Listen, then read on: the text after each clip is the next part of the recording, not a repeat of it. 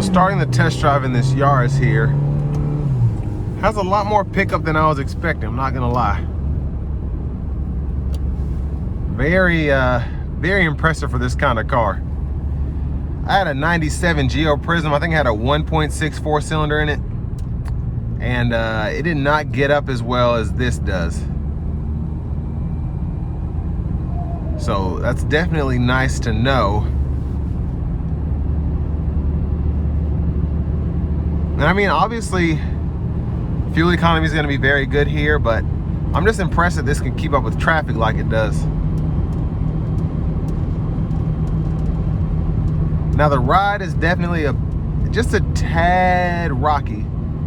Now this has 96,000 miles on it, so there could be a number of issues going on here, but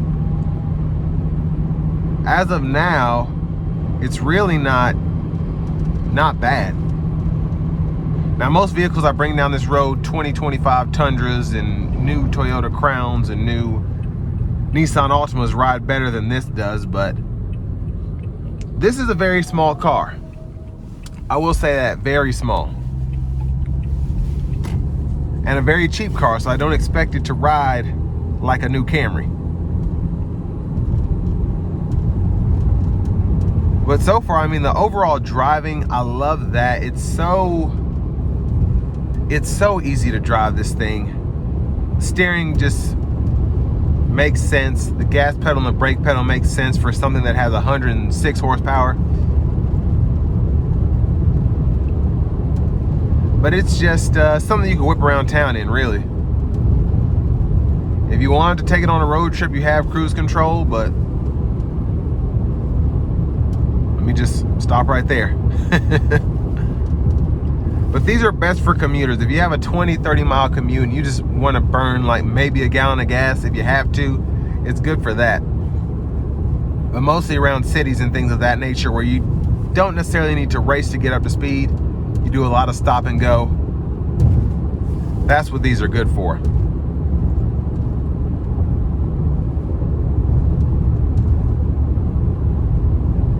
And overall, I mean, the ride quality, it's quiet in here. The ride is steady. It's just a tad bouncy on these rougher patches of road that 18-wheelers come down. But, I mean, it's not like super annoying. It's just noticeable. Now, if you're used to riding around a Mercedes or a Rolls Royce, this ride is going to be terrible for you. But if you're used to driving a normal car, specifically if you're used to driving a small, just regular gas sipping car, you shouldn't have too many issues with the suspension on this.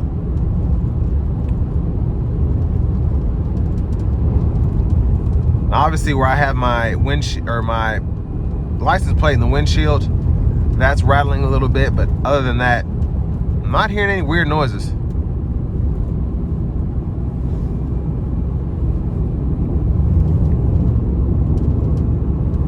And another thing that's appreciated is where this is such a cheap car, I'm not intimidated, which I wouldn't be, but I feel like most people won't be intimidated by this because your cruise controls here, volume, trackless, go through your sources, headlight stalk is here, windshield wipers are here, just what you're used to. It's normal. There's not any weird buttons to learn, like you got to turn this to do that, or you got to hit this 3 times to do that, or I can't get to my settings in the screen. Everything you need is right there because there's not that much. And there's almost like relief in that for a certain buyer, because a lot of people don't like that manufacturers are putting as much tech into the vehicle as they can these days. Some people just want something to get from point A to point B, and they only have to be overwhelmed with the traffic, not with their actual car.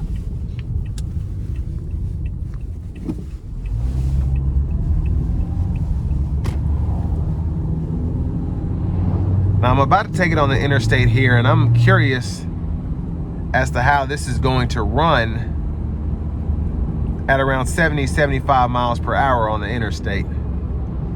Just in terms of only having 4 gears to go through. I'm gonna make sure I'm good to go here.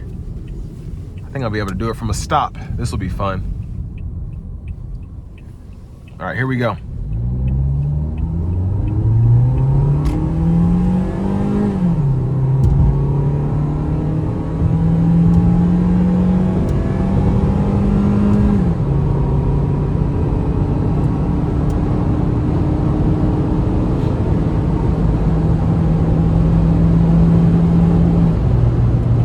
That was actually pretty funny.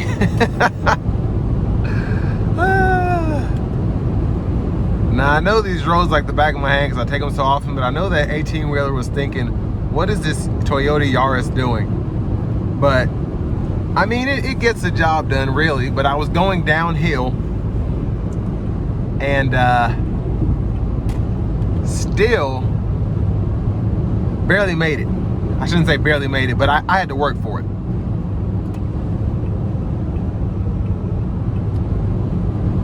Now I will say, the ride is still not smooth here, so I'm thinking there might be, I mean, maybe these just ride that rough, but it's just it's a tad bouncy on the interstate, which is just interesting to me.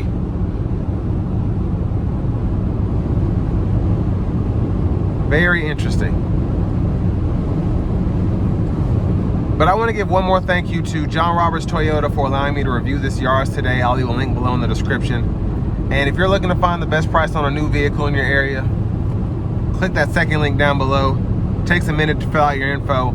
I'll make sure local dealers are fighting to get you the best price on any new vehicle. But all in all, I mean, I think a solid in-town car. These weren't made to go cross country. They can, but they weren't thinking about comfort. They weren't thinking about the ride quality. They were thinking about, we need to make a cheap car for commuters who just need something to get back and forth to work, and they want to be as cheap as possible.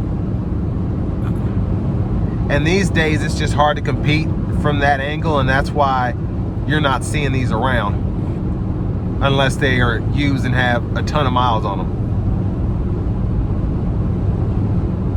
But I mean, small cars are just, you know, they realize they can make SUVs that are as efficient for about the same money, depending on how you look at things, for the consumer.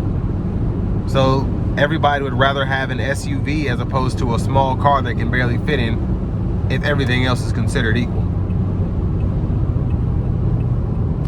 But again, there's still a small market for these, a niche market for people that might live in small towns, or again, people that live in large towns that don't necessarily get on the interstate, don't need to get up to speed, and they just need something that burns the least amount of gas possible.